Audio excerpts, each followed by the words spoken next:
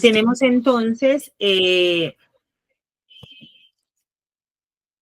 en la institución educativa Liceo Nacional Max Seidel, desde el área de Ciencias del Mar, se desarrollan algunas actividades de proyectos. En el 2012 empezamos a desarrollar proyectos con una acción más social y hacia la parte de la investigación en relación a prevención de riesgo. Después vinculamos lo relacionado con manglares. En el área de manglares tenemos la línea de protección del ecosistema, la línea de identificación de las diferentes especies que hay en ese entorno, y en la actualidad estamos haciendo secciones de repoblamiento. Al interior del colegio hay una reserva de mangle, de ahí sacamos algunos embriones, los ponemos en maduración y después los ubicamos en entornos de Tumaco que han sido talados. Hasta el momento hemos sembrado en la playa institucional, en la reserva del colegio y en el Bajito, que es una de los sectores que ha sido talado principalmente por la urbanización. De igual forma, desde ese visionar de las ciencias del mar, hacemos que de esos 4 ejes transversales: oceanografías, ciencias del mar, hombre, mar, sociedad y recursos vivos, liderar proyectos para que nuestros niños puedan apropiarse del conocimiento a través de las prácticas y de la investigación, porque estamos conocidos que conocer nos permite cuidar con asertividad.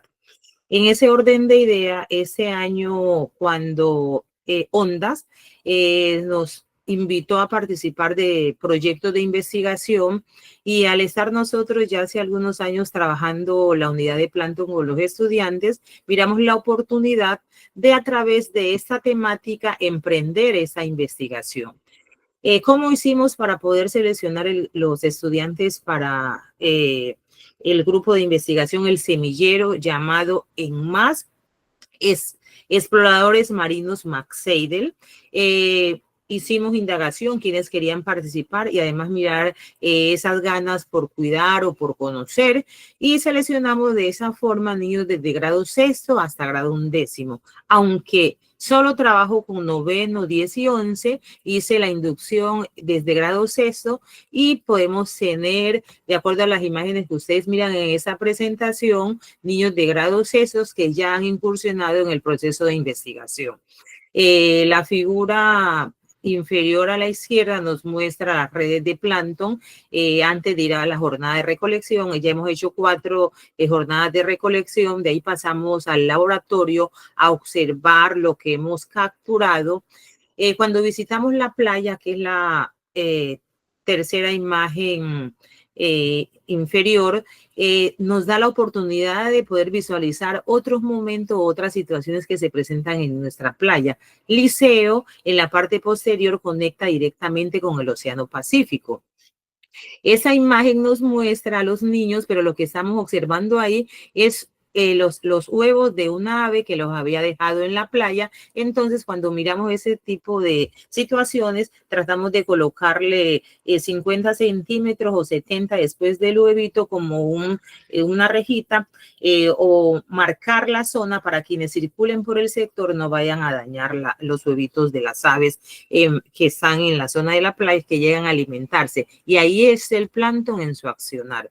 Y la última fotografía que observamos en esta presentación es ya los investigadores, que son nuestros niños de grado 6 a grado 11, visitando el CIOH, que es el Centro de Investigaciones Oceanográficas e Hidrográficas del Pacífico. En el tema plancton, vamos donde estos expertos para que nos muestren cómo ellos desde su accionar vinculan ese recurso que es fundamental para la vida marina y para la humanidad, al ser quien nos proporciona oxígeno y alimentos. Siguiente.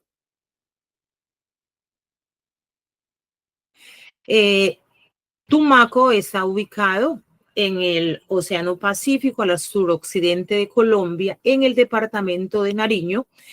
En la bahía de Tumaco está el distrito de San Andrés de Tumaco. Está formado por 3 islas: El Morro, La Viciosa y Tumaco. Liceo Nacional Max Seidel, como miramos en la fotografía, en la parte derecha, está ubicado en la isla del Morro. Y como podemos visualizar, el Pacífico está frente de nosotros, oportunidad para trabajar en el cuidado y preservación de este ecosistema. Siguiente.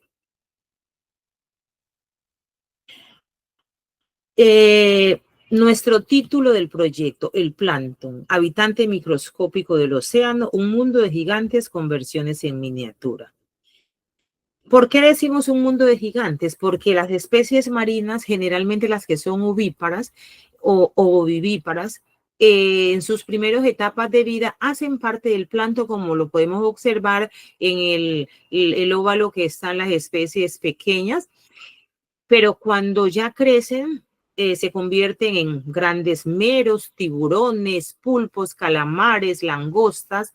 Si tienen hábitos de estar ubicados en la columna de agua, se les denomina nécton, pero si sus hábitos son de ubicarse en el fondo, harían parte del bentos. Tenemos también dos óvalos a los extremos. El que está a la izquierda es una imagen tomada de la internet, pero el que está a nuestra derecha ya es uno de las muestras que hemos colectado con los estudiantes, y ahí podemos observar chetóceros y esqueletonema. Especialmente el chetócero es un organismo que lo utilizan en las plantas donde trabajan la acuicultura, la larvicultura, en procesos de alimentación. Tumaco tiene empresas que se dedican a esa labor. Ellos tienen cepas de microalgas de fitoplancton y con eso alimentan las especies marinas en sus primeras etapas de vida, porque no pueden consumir otro producto. Ahí la importancia de este recurso.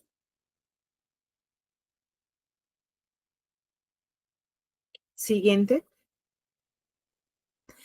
Como les mencionaba, tenemos la columna, la distribución del entorno marino. El entorno marino encontramos no solo es el agua, también es ese suelo que está bajo el agua en sus alrededores.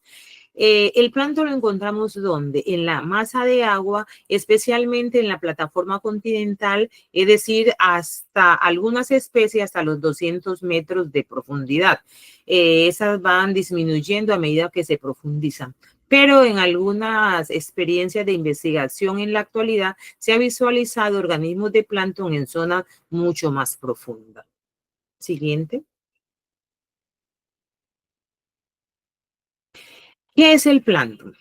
El plancton es un conjunto de organismos mayormente microscópicos que viven en el agua y van a la deriva, aunque algunos tienen movimientos como el zooplancton, que hace referencia a la sección de animales dentro del plancton. Esa fuerza de movimiento no tiene la resistencia para ir en contra de la corriente, entonces son arrastrados por ella. Siguiente. En el plancton podemos encontrar organismos microscópicos, organismos pequeños y organismos que podemos visualizar a simple vista, como es el caso de las medusas, que es la fotografía que tenemos en la parte izquierda de la presentación. Hace parte del plancton porque esa especie no puede ir en contra de la corriente, aunque tiene movimiento, pero el mar se mueve y la lleva hacia donde él se desplaza con facilidad, porque no tiene la fuerza suficiente para resistir el oleaje o las corrientes. En el centro encontramos otro tipo de plancton, en ese caso es un fitoplancton, es un dinoflagelado, y en la parte derecha encontramos un copépodo, que ese es un zooplancton también, de las especies que siempre son zooplanctónicas, siempre son pequeñitas. No crece, no pasan de 1 centímetro de longitud la mayoría, aunque podemos encontrar, 1 milímetro de longitud, aunque podemos encontrar algunas especies que tengan un poquito más. Los organismos del fitoplancton son menores a 1 milímetro, es decir, las medidas de ellos son de micras. Por eso siempre necesitamos equipos como microscopios o estereoscopios para poder identificarlos. Siguiente.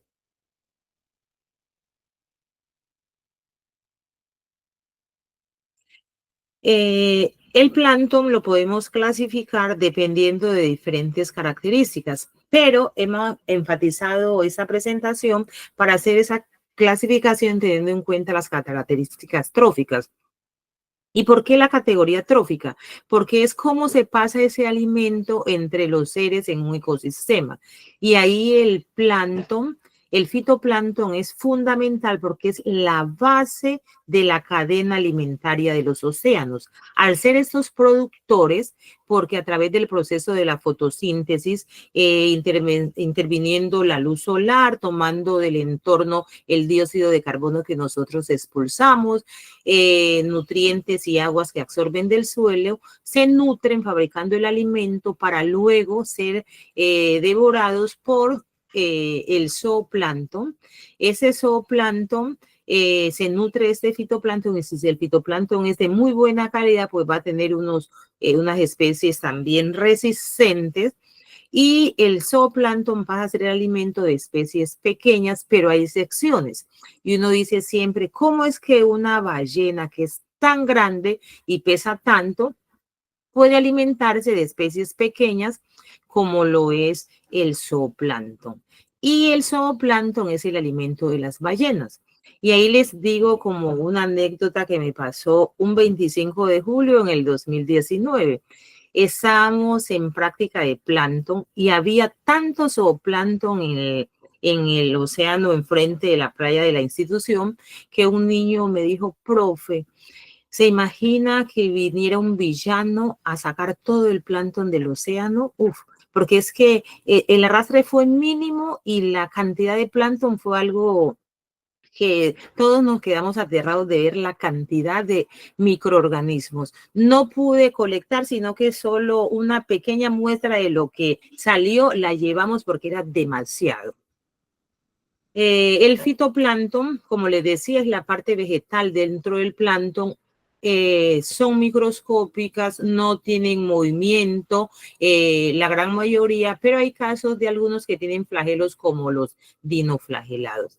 El zooplancton está agrupado por los organismos del plancton, que son animales, algunos que siempre van a ser pequeñitos o microscópicos, como el caso se le denomina holoplancton, y algo otros como peces, moluscos, crustáceos, que en las primeras etapas de su vida son planctónicos, pero al crecer se ubican en la columna de agua, dependiendo de las características que ellos tienen, o se quedan como nécton, que son todos los organismos que pueden nadar e ir en contra de la corriente, y otros se van al fondo y se convierten en bentos, que son todos los organismos que viven en el fondo, como perforadores, adheridos a las rocas, al suelo, etc.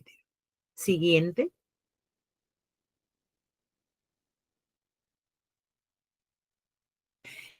Para nosotros realizar la recolección de plancton en la institución, hemos elaborado nuestras redes. Al visitar el CIOH, miramos lo que ellos tienen para trabajar y hemos implementado una red para plancton, tenido una característica para el fitoplancton, que es una malla mucho más diminuta, sus orificios, porque tienen que ser en micras para poder dejarlo capturado, y otra para zooplancton, que ya la malla es como las aberturas de un tul, parecido al toldillo que se utiliza para protegernos del ején. Entonces ahí se nos quedan atrapados los microorganismos para poder después ir al laboratorio. Con los niños, cuando vamos a hacer la pesca, siempre dicen, profe, pero no vamos a pescar nada, porque siempre pensamos que cuando vamos a pescar al océano debemos llegar a una red grande o anzuelos y demás, pero después que ellos tienen la experiencia de mirar lo que logramos capturar, quedan realmente maravillados de ver que cada vez que tú entras al mar y si de pronto se te fue una porción de agua a la boca, se te fueron algunas larvas. Y algunos dicen no van a nadar, pero solo es el momento. Después siguen disfrutando de nuestros mares, que realmente es una maravilla. Otros equipos que utilizamos para la observación son lupas, estereoscopios, microscopios, para filtrar las muestras, papel filtro, embudo, etcétera. Siguiente. Seguimos en esa categorización del plancton dependiendo de la ubicación en la cadena trófica, y ya hemos mencionado que el fitoplancton son los vegetales, y aquí encontramos algunos representantes de ese fitoplancton como las diatomeas, los dinoflagelados y los euglenófitos. En el caso de las diatomeas, son unas especies microscópicas, pero realmente hermosas. Podemos observarla, el colorido que tienen. ¿Qué debo hacer para poder observar ese colorido? Observar las muestras frescas. Cuando ya las dejamos preservadas, van perdiendo brillo y colorido las muestras. La imagen que, estas las podemos encontrar individuales o en colonia. Las circulares generalmente están más individuales, como las cocinodiscus, pero la que vemos en la parte inferior a la derecha, que hay una cadena, esos son chetóceros y cada cuadrito es un bichito, pero a ellos les gusta vivir en colonia. Este organismo es cultivado en una de las empresas de Tumaco que cultiva camarón para poderle dar la alimentación a esas especies en las primeras etapas de vida. En el caso de los dinoflagelados, son organismos que tienen flagelos, dos flagelos, uno longitudinal y otro transversal que les permite moverse en forma de espiral. Podemos observar en la presentación un Ceratium, que es una de las especies de dinoflagelados, y la central es una Cocinodiscus. La especie del dinoflagelado es muy importante para la humanidad, pero también nos genera riesgo, porque dentro de esas hay unos que tienen los tecados, tienen unas toxinas y cuando los organismos marinos absorben estos al nutrirse o se les pegan esas toxinas en las branquias o en el cuerpo, después son ingeridos por otros peces, los peces también se contaminan con esas toxinas y llegan hasta al hombre cuando consumimos los productos pesqueros y no hacemos una buena preparación de esto. Esa nos puede generar problemas respiratorios, parálisis y hasta la muerte. Entonces, una especie, en las temporadas que he colectado en el colegio, solo en 2 momentos he podido observarlos, porque de acuerdo a la información que hay sobre esto, son especies que se encuentran de 10 metros de profundidad en adelante, pero yo he podido colectar en la playa del colegio y no a más de 1 metro de profundidad. Los euglonofitos también son fitoplancton y eso los podemos encontrar en zonas tanto marinas como dulceacuícolas. Siguiente.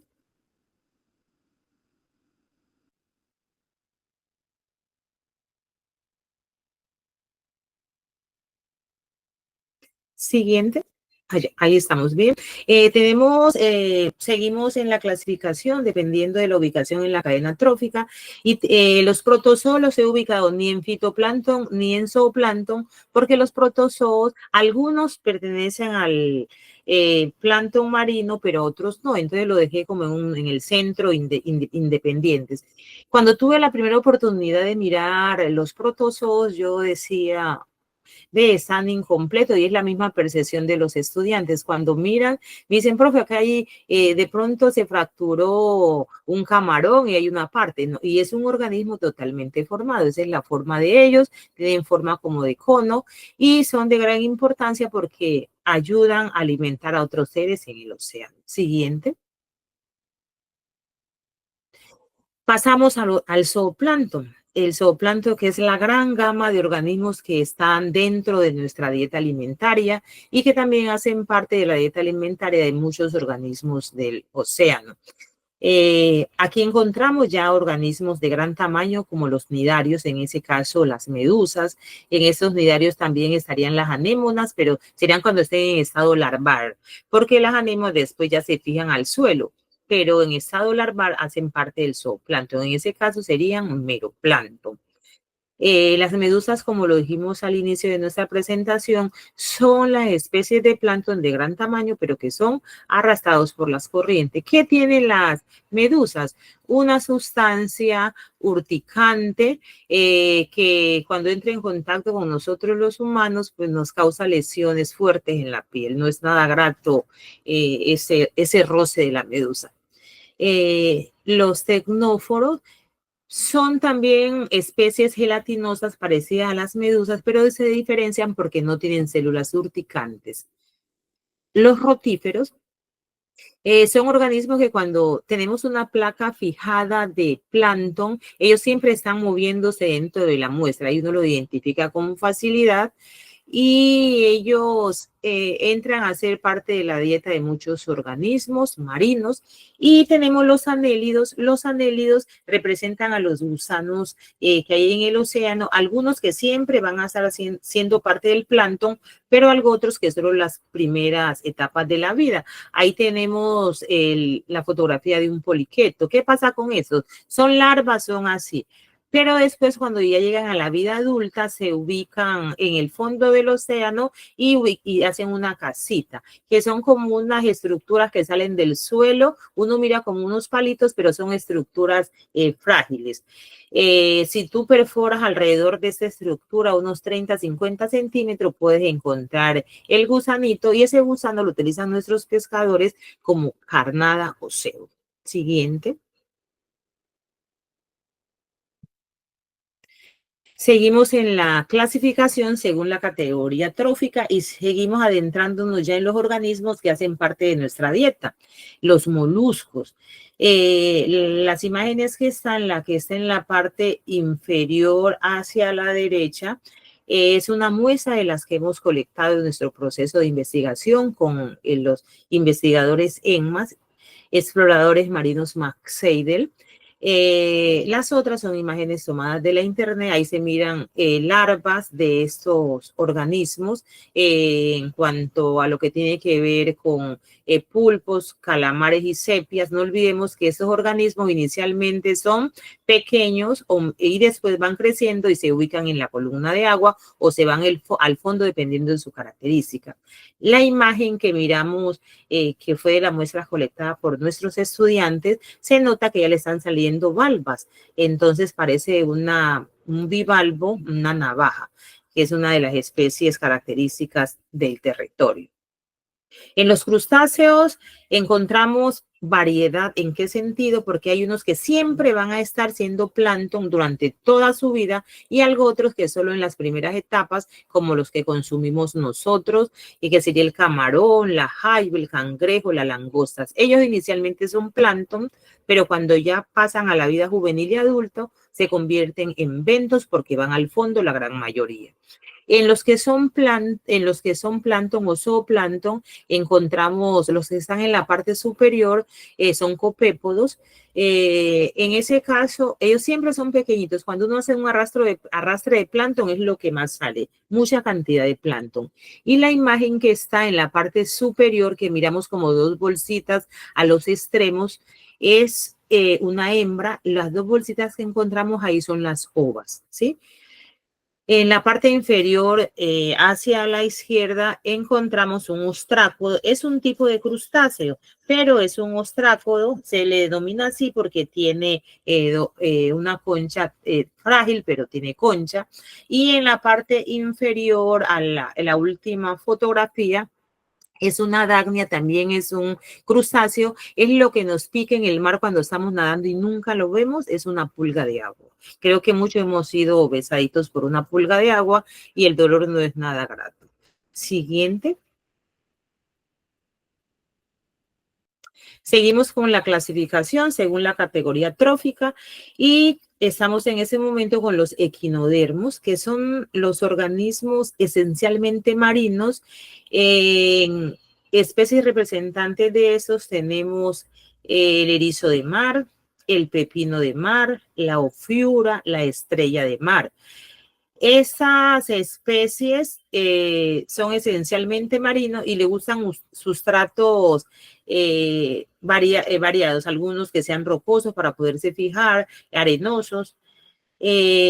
Seguimos con los tunicados. El nombre es porque están cubiertos como por una túnica. Cuando se observa el microscopio, a veces uno dice, no, es la muda de de otro crustáceo. Uno piensa que es una muda de un camarón, por ejemplo, porque mira solo como un trocito tirado en la placa. Pero ya al observarlo bien, sí, es una especie totalmente formado con todo lo necesario para vivir.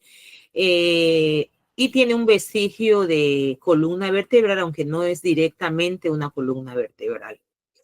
Y cerramos en los organismos que elegimos para esta presentación como zooplancton, para hacer la ponencia, el ictioplancton, que abarca toda la variedad de peces, tanto óseos como cartilaginosos, que esencialmente tienen ovas para tener esos espacios de proceso o metamorfosis, donde se va transformando de ovas a larvas, de dinos y demás. Podemos observar entonces que a medida que van avanzando en los días, ese huevo es fecundado, empieza el proceso de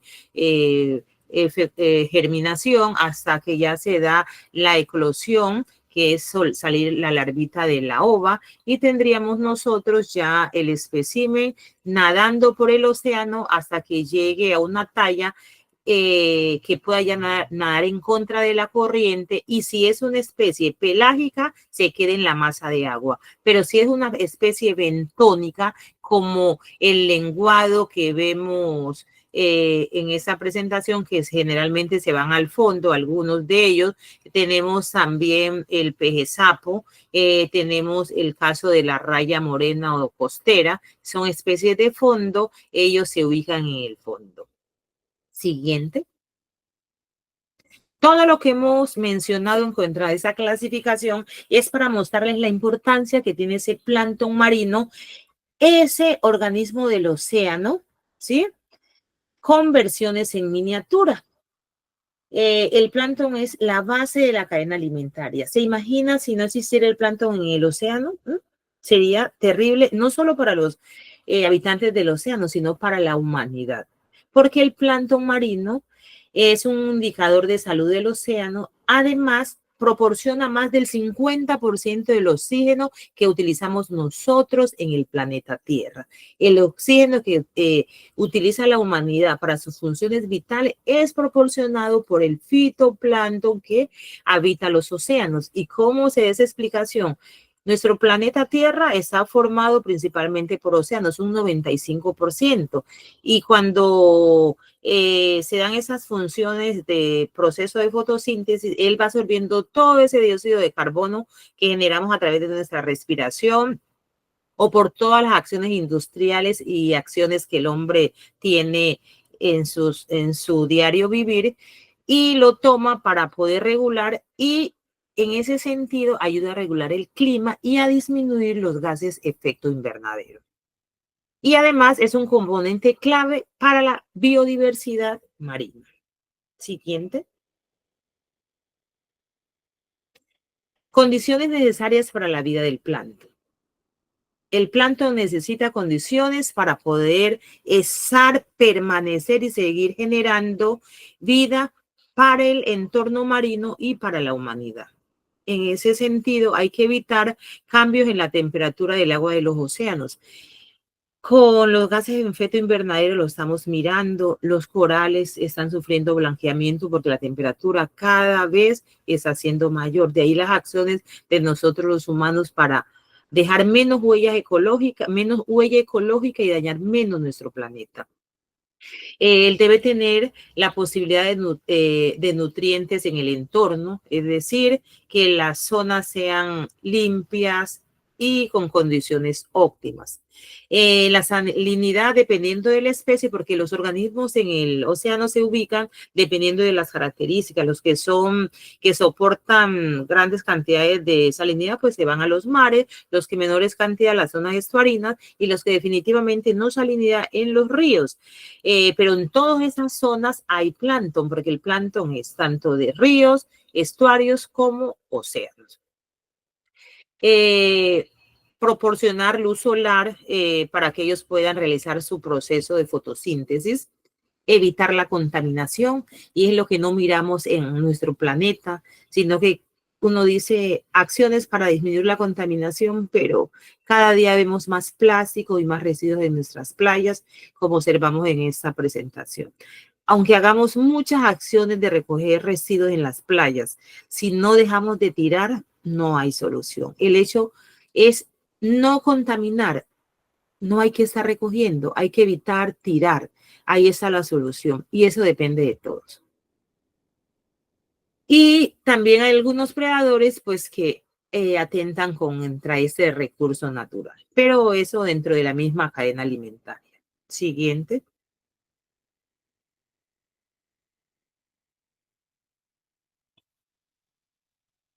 El proyecto Plankton, habitante microscópico del océano, un mundo de gigantes con versiones en miniatura, eh, desarrollado por el grupo ENMAS, Exploradores Marinos Max Seidel, lo que busca es aportar conocimiento para contribuir con la conservación y sostenibilidad del ecosistema marino mediante la protección y cuidado del plancton.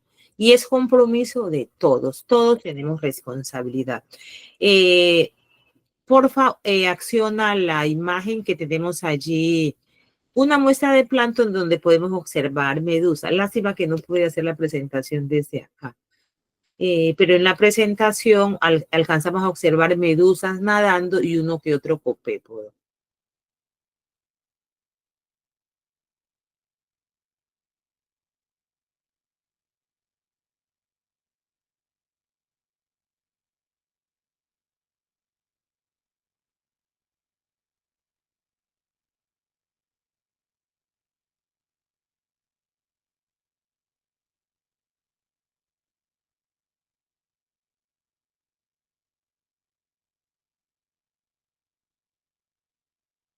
No, no se alcanza. Siguiente, no se alcanza a visualizar. Conclusión, el plancton es un componente fundamental del ecosistema marino. Todas esas formas de vida y sus interacciones conforman la comunidad biótica de los ecosistemas acuáticos. Como les decía, no solo es para los océanos o mares, también en los estuarios y en los ríos está el plancton. Un conjunto dinámico y complejo de relaciones que mantiene la salud y la diversidad de nuestras aguas. Realizar acciones para el cuidado del plancton marino es vital para garantizar la vida en los océanos y el oxígeno para la humanidad. Debemos trabajar juntos para proteger y conservar el plancton y el ecosistema marino, es decir, para conservar la vida y la humanidad. Siguiente. Preguntas y muchas gracias por escucharme.